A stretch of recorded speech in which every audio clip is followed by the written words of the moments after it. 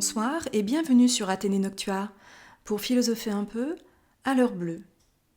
Après une première dissertation qui s'intitulait Aimer, rendez-vous en terre inconnue, je vous propose un deuxième travail sur un sujet portant sur un tout autre thème. J'ai choisi le thème de la mémoire. Le sujet que je traiterai avec vous est la mémoire, virgule, une torture, point d'interrogation. Réfléchir à ce sujet, c'est réfléchir non pas à ce qu'est la mémoire, mais à la manière dont nous recevons l'acte mémoriel, dont nous le vivons. Est-il agréable ou torturant de se souvenir ? La mémoire est-elle libératrice ou au contraire nous enferme-t-elle dans un vécu inhumain ?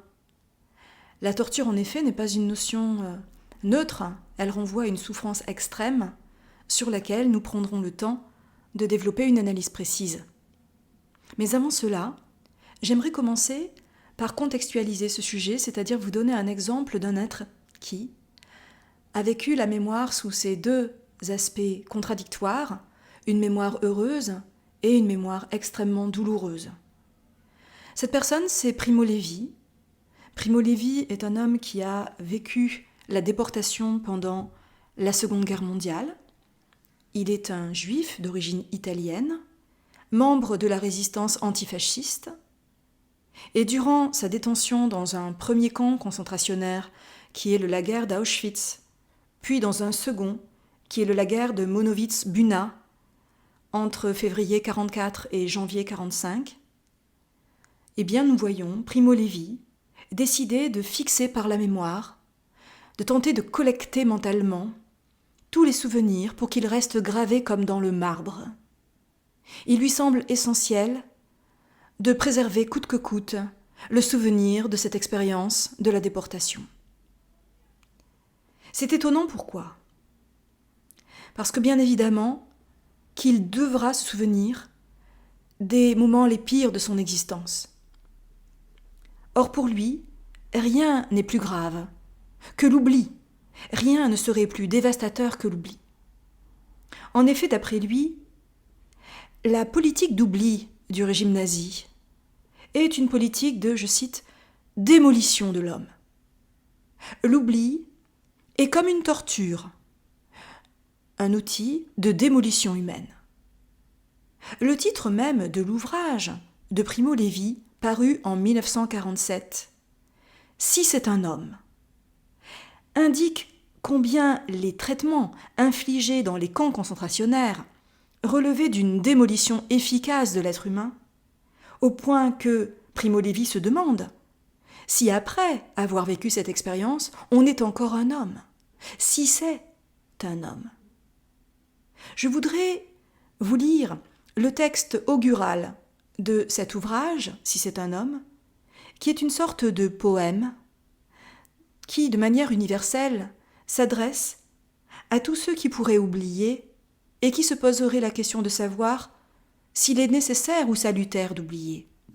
Ce texte, c'est la Shema, S-H-E-M-A, terme qui, en hébreu, signifie « écoute » et qui désigne le rapport que Dieu introduit entre l'homme et lui. Il lui demande d'écouter ce que doit être un homme pour le rester.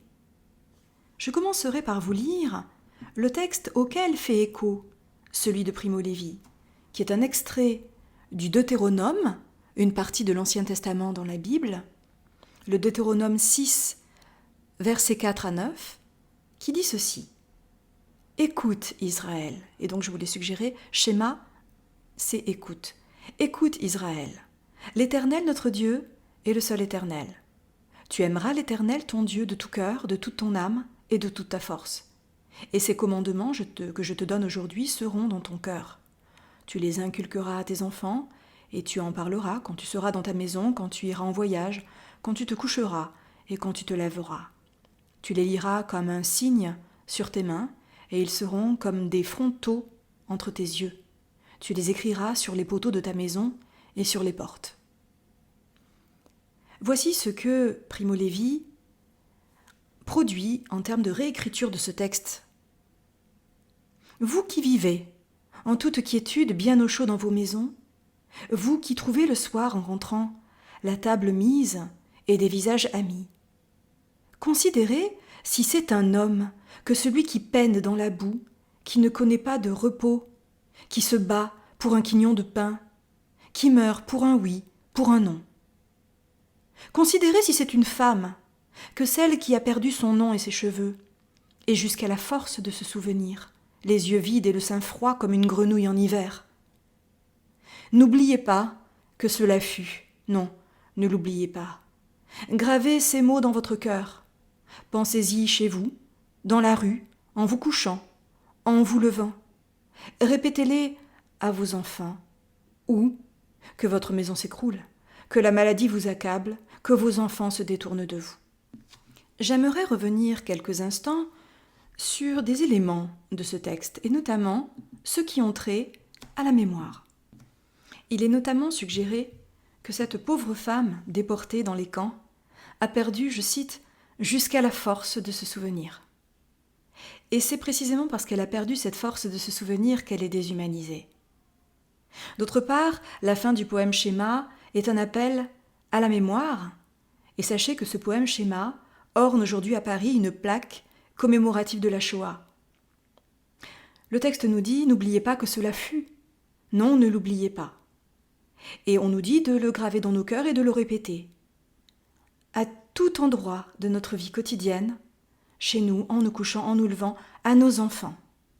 Autrement dit, nous avons un devoir de mémoire. Pourtant, notre sujet nous suggère que la mémoire puisse être une torture. Alors que devons-nous faire ? Je voudrais, dans un premier temps, analyser cette notion de torture, qui est littéralement ce qui nous tord. Dans l'Antiquité, existe notamment à Rome un instrument de torture composé de 3 pieux, le tripalium, par lequel on tordait le corps jusqu'à l'abandon de toute forme de résistance. On l'utilisait pour les esclaves, pour faire taire leur rébellion. Le camp concentrationnaire, décrit par Primo Levi dans Si c'est un homme, est un lieu où les résistances de l'être humain sont tombées, et on obtient, grâce à une déshumanisation, tout ce que l'on veut de lui. Dépossédé de lui-même, le prisonnier du camp doit oublier tout ce qui le rattache au passé. Sa famille, dont on le sépare dès les premiers moments, ses biens que l'on a confisqués ou pillés, ses vêtements qu'on lui ôte, sa parole qu'on n'écoute plus, et jusqu'à son nom remplacé par un numéro tatoué sur son bras. Ils nous ont pris nos vêtements, écrit-il, nos chaussures et même nos cheveux. Si nous parlons, ils ne nous écoutent pas, et même s'ils nous écoutaient, ils ne nous comprendraient pas. Ils nous enlèvent jusqu'à notre nom, et si nous voulons le conserver, nous devrons trouver en nous la force nécessaire pour que derrière ce nom, quelque chose de nous, de ce que nous étions, subsiste.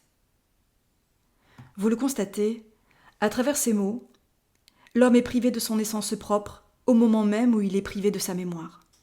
C'est l'oubli qui apparaît d'emblée comme l'un des ressorts de la torture. La torture fait oublier ses amis que l'on dénonce, ses serments que l'on trahit, ses valeurs que l'on foule aux pieds. Alors, la mémoire est-elle la solution ? Nous pourrions le croire si Primo Levi ne faisait pas lui-même de sa mémoire la pire des tortures. En effet, Primo Levi transcrit, transmet, explique, et c'est pour lui une véritable torture que de le faire. Toute sa vie, il sera rongé par un sentiment de culpabilité bien connu des rescapés des camps. Pourquoi moi je suis en vie alors que tous les autres sont morts ?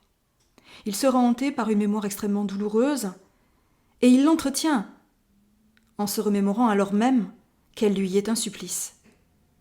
À 43 ans, alors qu'il est marié, qu'il a 2 enfants et un métier prenant, il tombe en dépression. On le traite avec des anxiolytiques à l'efficacité variable. Il est toujours confronté à une dualité en lui. Comme auteur, il connaît la célébrité. Comme homme, il connaît le naufrage. Dans un ouvrage intitulé « Les naufragés et les rescapés », écrit 40 ans après l'expérience d'Auschwitz, il s'interroge sur la fidélité de sa mémoire qui le taraude encore. On sait qu'il meurt du fait de la chute fatale dans un escalier de son immeuble, que l'on a pu interpréter comme un suicide. Elie Wiesel, par exemple, interprète cette chute comme un suicide. La chose est discutée. En tout cas, elle est intéressante, interpellante, parce que si suicide il viendrait mettre un terme à la torture insupportable des souvenirs et des remords venant le hanter, remords d'être vivant alors que les autres sont décédés. Si cela interpelle, c'est parce que on voit en lui, en Primo Levi, un être de résilience, de rémission. Il a vécu sa vie de rescapé. Il affirme, à sa manière, toute sa vie la puissance de la vie et de la mémoire contre l'oubli et le négationnisme, c'est-à-dire la négation de l'existence de la Shoah et des fours. Comment comprendre cette paradoxale attitude de Primo Levi, associant l'oubli à une torture déshumanisante, mais dépérissant d'une torture née de sa mémoire et non de l'oubli? Alors, la mémoire, une torture ou le moyen de mettre fin à la torture de l'oubli organisée par le régime nazi? Le problème de fond apparaît dès lors clairement. L'oubli dans le divertissement, dans le déni, de la douleur extrême, de la morsure des souvenirs malheureux ou traumatiques. Cet oubli est-il préférable au ressassement de ces mêmes souvenirs? N'est-ce pas négliger le retour inéluctable du refoulé, plus torturant encore? Comment cette torture mémorielle, si l'on ne peut échapper à sa puissance, peut-elle enfanter apaisement, bien-être et plaisir? Tel est le paradoxe que cette réflexion se propose d'aborder. Dans un premier moment, nous allons aller dans le sens du sujet, c'est-à-dire confirmer qu'en effet, la mémoire à bien des égards paraît torturante, ruminante. Elle répète les souvenirs malheureux, se fige dans des souvenirs traumatiques, et quand bien même son contenu serait heureux, elle se le représente dans des regrets épuisants eux-mêmes. Alors la mémoire serait bien une torture. Je commencerai par suggérer que les individus taraudés par un souvenir obsédant pourraient tout à fait le considérer. Oui, il n'y a rien de plus torturant et douloureux que la mémoire. Notons cependant que le mot torture n'est pas tout à fait le mot douleur. La torture n'est pas la douleur. C'est la douleur infligée de façon répétée et en augmentant son intensité au cours de la séance de torture. Nous pourrions même opposer la douleur et la souffrance. La douleur a toujours une dimension localisée. J'ai mal à la tête, j'ai mal au ventre, j'ai une douleur à tel endroit du pied. Alors que la souffrance est un sentiment plus général, non localisable. La souffrance est donc une expérience beaucoup plus englobante qui touche tout autant au corps qu'à l'esprit. Si nous revenons à notre libellé de sujet, la mémoire, nous allons le comprendre pour un temps comme l'ensemble de nos souvenirs. Donc un souvenir aurait un effet de plus en plus puissant sur l'esprit et le corps. Serait une souffrance, mais plus encore, puisqu'il s'agit de torture, une souffrance intolérable qui épuiserait les forces de l'individu du fait de l'accroissement de la douleur physique et de la souffrance psychique qu'il produirait. Et en effet, nombre de nos souvenirs gagnent en clarté et en intensité au fil du temps, comme s'ils se renforçaient toujours plus au point de devenir obsédants. C'est le cas notamment lorsque nous sommes taraudés par le remords ou la mauvaise conscience. J'illustrerai cette situation par l'analyse de quelques extraits d'une pièce de théâtre magnifique qui est Macbeth de William Shakespeare. Cette pièce, sans doute écrite aux alentours des années 1610-1611 et publiée en 1623, donne à voir notamment dans la scène 3 de l'acte 1 3 sorcières sur la lande qui discutent de leurs mauvais coups. La première sorcière raconte comment elle entend se venger d'une femme qui lui a fait cet affront de ne pas partager avec elle des marrons chauds.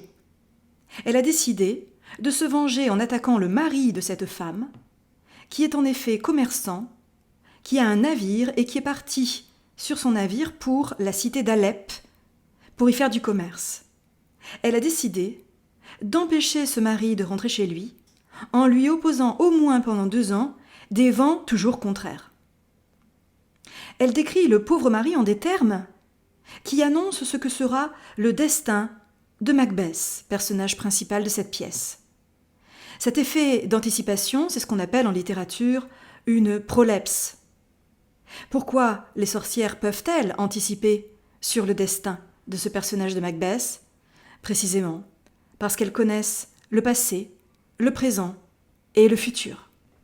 Du pauvre marin, donc, cette sorcière dit « Sommeil ne pourra, jour ni nuit, pendre au volet de ses paupières.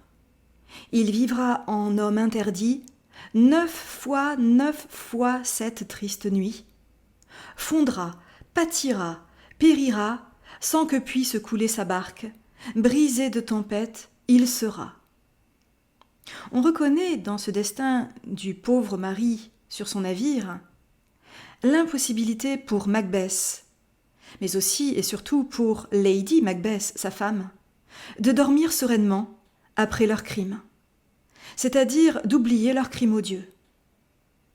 En effet, ils assassinent chez eux le prétendant au royaume, Duncan, pour prendre la place de ce dernier. La mémoire, on le voit, est au fondement de la moralité des hommes, puisqu'ils doivent répondre de leurs actes passés. La mémoire a sa part dans la mauvaise conscience et le remords. Duncan, bientôt assassiné, dort, lorsqu'il est assassiné, du sommeil du juste, du sommeil des innocents. À ce sommeil du juste s'oppose le sommeil léger et troublé de Macbeth. Après avoir tué Duncan, Macbeth a des hallucinations auditives. Macbeth explique à sa femme, je cite, « Il me sembla entendre une voix qui criait « Ne dormez plus !»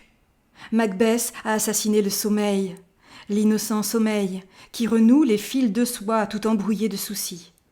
Macbeth ne dormira plus. » Vous le constatez, le sommeil aurait pour le marin, dans sa tempête, comme pour Macbeth, le pouvoir de défaire l'écheveau des fils entremêlés du souci. Ce mot souci a toute son importance. En indo-européen, le mot qui veut dire souci, inquiétude ou préoccupation, smer, S-M-E-R, a donné notre mot mémoire. En effet, la mémoire, c'est l'embrouillamini de nos soucis. Et pour cela, il faudrait y renoncer, pouvoir oublier, pour se libérer du souci et dormir sur nos 2 oreilles. C'est ainsi que s'exprime la grande culpabilité de Macbeth. Il n'assassine pas qu'un homme, mais il assassine au fond toute confiance, toute quiétude, toute capacité de dormir sereinement. Il assassine tout ce qui nous apaise et nous réconforte. Il assassine cette douceur du repos, cet allègement que produit le sommeil réparateur. Car en effet, le temps que nous dormons est un temps qui échappe au quotidien, au réel et à ses soucis. Or, lui est empêché de dormir. Empêché de dormir, voilà une torture que nous peinons à associer à la mémoire et qui pourtant est bien rattachée ici à elle. Dans l'enfer de Sartre, c'est-à-dire dans sa pièce Huis clos, les êtres ne dorment jamais car ils sont placés toujours sous le regard d'autrui, en pleine lumière. Sartre suggère que l'enfer, c'est le regard de l'autre, mais il n'y aurait pas de regard d'autrui s'il n'y avait pas d'abord cette lumière.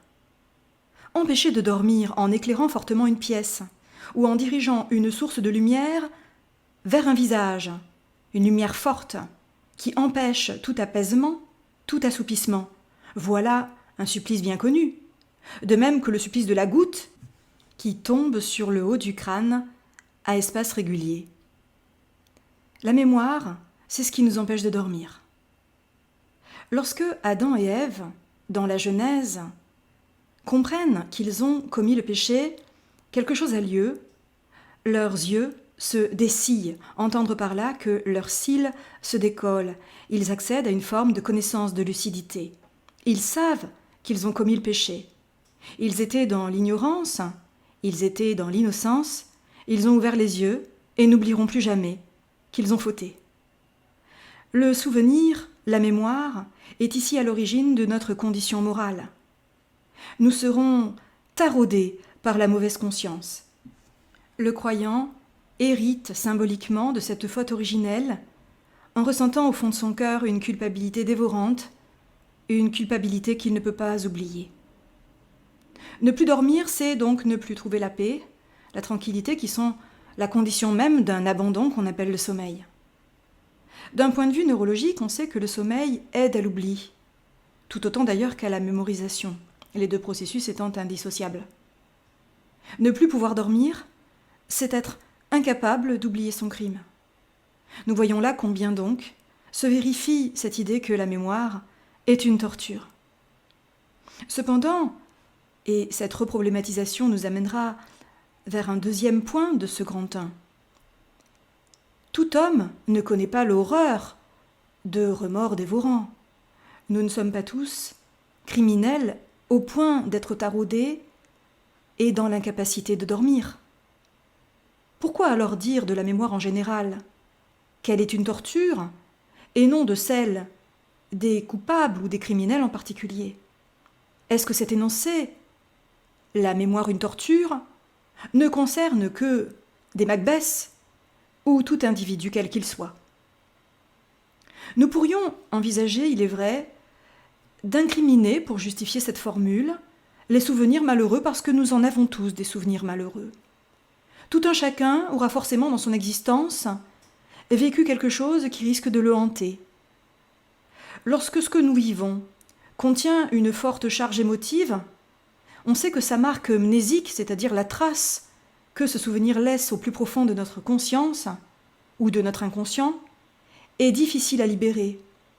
Autrement dit, il est difficile d'oublier quelque chose qui nous a profondément marqués. Et c'est pour cela que nous le ruminons, nous le ressassons. Or, ruminer, ressasser, répéter le passé malheureux est une torture en tant qu'on s'empêche d'être heureux à nouveau. Nous avons évoqué tout à l'heure le supplice de la goutte. C'est un supplice de répétition. Oui, torturer, c'est répéter le même geste. La première fois, il fait mal, mais au bout de 10 fois ou de 100 fois, il inhibe complètement le sujet. Que le souvenir soit plaisant ou pas d'ailleurs, décider de n'exister que dans le souvenir, soit d'un passé heureux, par exemple dans la nostalgie, ou dans l'horreur d'un passé cruel, par exemple dans le souvenir traumatique ou dans la rancune, eh bien cela a le même effet, d'ôter au sujet sa capacité de vivre au présent. La vengeance, par exemple, se nourrit de rancune, le temps la renforce, le devoir de mémoire la soutient. J'illustrerai la chose par une pièce célèbre du grand tragédien grec Échille, dans les Choéphores, Choephores. Les Choéphores sont une pièce de théâtre qui a été sans doute composée aux alentours de 458 avant Jésus-Christ, dans lequel le coryphée, c'est-à-dire le représentant du chœur antique, chante ceci. Souviens-toi d'Oreste. Souviens-toi aussi des coupables du meurtre. Que se lève contre eux soit un esprit, soit un mortel. Un peu plus loin, il en est que le plateau de la justice se surprend presque aussitôt dans la clarté. D'autres peinent dans l'intervalle d'ombre et attendent de mûrir avec le temps. En effet, Échille a consacré à Oreste et à son histoire 3 pièces. Dans la première, intitulée Agamemnon, Clytemnestre tue son époux Agamemnon. Pourquoi le tue-t-elle ? Pour se venger du sacrifice de sa propre fille, Iphigénie. En effet, Agamemnon, grand chef de guerre, devait partir pour faire la guerre contre les Troyens. Mais les vents étaient contraires. Et les dieux ont demandé, pour que les vents soient favorables, aillent dans le sens de Troie, qu'il sacrifie cet Agamemnon l'enfant qui lui était le plus cher, et il a sacrifié sa fille Iphigénie. Jamais sa femme, Clytemnestre, ne s'en est remise. Pendant que son époux était en guerre, elle a pris un amant et a décidé un jour de se venger d'Agamemnon, ce qu'elle fait en le tuant. Dans l'ouvrage qui nous intéresse, dans les Coéphores, Oreste tue à son tour sa mère, car lui-même ne supporte pas d'avoir perdu son père, et de voir un homme, l'amant de sa mère, prendre le pouvoir à sa place. Mais les déesses de la vengeance finissent par s'apaiser et font cesser ce cycle de sang versé, de vengeance, de loi du talion. En effet, la vengeance, c'est une justice de l'ombre. C'est celle qui surprend des criminels qui n'ont pas été encore inquiétés pour leurs crimes, qui n'ont pas été punis par la loi officielle, mais qu'il faut punir. La vengeance, c'est le plat qui se mange froid, qui attend, dit le texte, de mûrir avec le temps. La torture, en effet, a toujours usé du temps, de la patience, comme d'une arme redoutable. Ce que l'on n'obtient pas d'abord, on l'obtient un jour en réitérant la souffrance du supplicié jusqu'à ce qu'il cède. On l'aura compris, la mémoire est une torture en tant qu'elle fabrique la vengeance et l'entretien. Tel est le sens de la vendetta corse ou albanaise. Elle dure depuis toujours entre deux familles ennemies, entre deux clans, sans qu'on sache vraiment dans quel fait elle s'origine. Elle répand inlassablement la mort comme une malédiction et semble impossible à juguler. Elle se nourrit d'elle-même. Le sang n'arrive jamais à sécher. Le sang appelle le sang. La vengeance est sans fin. La vengeance trouve sa source dans la souffrance liée à la vue d'un crime qui touche à nos proches, à ce qui compte à nos yeux, donc à des souvenirs insupportables liés à notre histoire personnelle. C'est pour ça que les vengeances opposent souvent des familles et des clans, c'est-à-dire des lieux de subjectivité immense. De tels clans ou familles, obsédés par le souvenir, par la référence mémorielle, ne parviennent pas à vivre leur présent. Leur présent ne se vit que par référence à un passé, dont il faut répéter inlassablement le conflit originel. On entretient la rancune, sans jamais pouvoir en sortir, sans être capable de passer à autre chose, sans être capable de jeter l'éponge, comme on dit. La vengeance nous inscrit dans un cercle vicieux, une temporalité circulaire qui nous tient prisonniers de sa roue.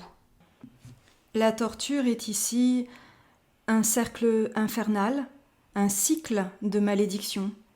Quelque chose de mal a été dit, tel est le sens premier de la malédiction, et personne ne peut laver ce qui a été dit. Chacun l'entretient, chacun ne vit que pour laver l'affront. Alors cela vaut-il aussi pour les souvenirs heureux? Je vais essayer de vous montrer que, eux aussi, si nous n'arrivons pas à les mettre à distance, donneront des couleurs si pâles à notre présent, à notre quotidien banal, que nous ne vivrons plus que dans la nostalgie des jours heureux et vivrons donc une autre forme de la torture. Tel est le leitmotiv de la poésie. Nostalgie de l'enfance, nostalgie des amours heureuses d'autrefois, qui devient torturante, car le sujet n'arrive plus à vivre heureux dans le temps présent. Je voudrais vous lire un passage des Contemplations de Victor Hugo, texte paru en 1856, une vingtaine d'années après le décès de sa fille Léopoldine, qui est morte noyée dans la Seine. Hugo se remémore ce temps béni et heureux où sa fille, encore enfant, investissait son bureau, froissait ses feuilles, le dérangeait dans son travail, elle lui apportait toute la fraîcheur, la joie de sa survenue, elle éclairait de sa présence la vie de son père. Un tel passé est définitivement révolu, et le rappeler à son souvenir est une torture insupportable. Ce poème magnifique s'intitule « Elle avait pris ce pli ». Je vous en lis quelques vers.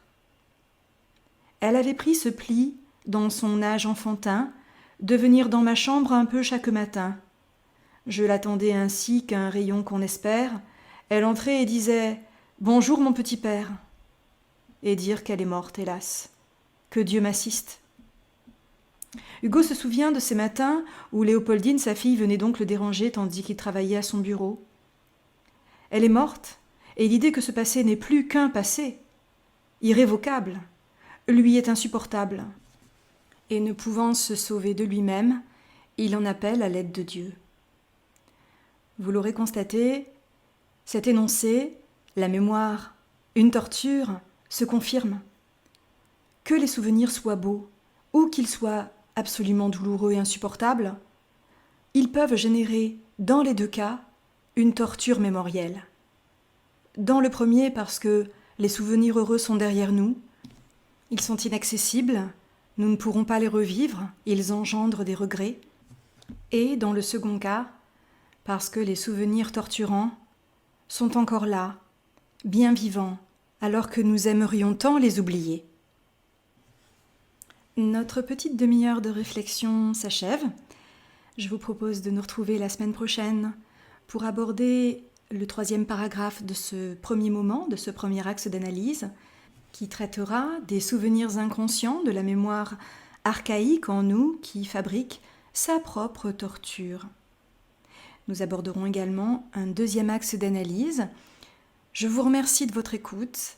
Je vous remercie de soutenir cette chaîne en vous y abonnant si vous aimez mon travail. Et je vous dis à très vite sur Athénée Noctua pour philosopher un peu à l'heure bleue avec moi.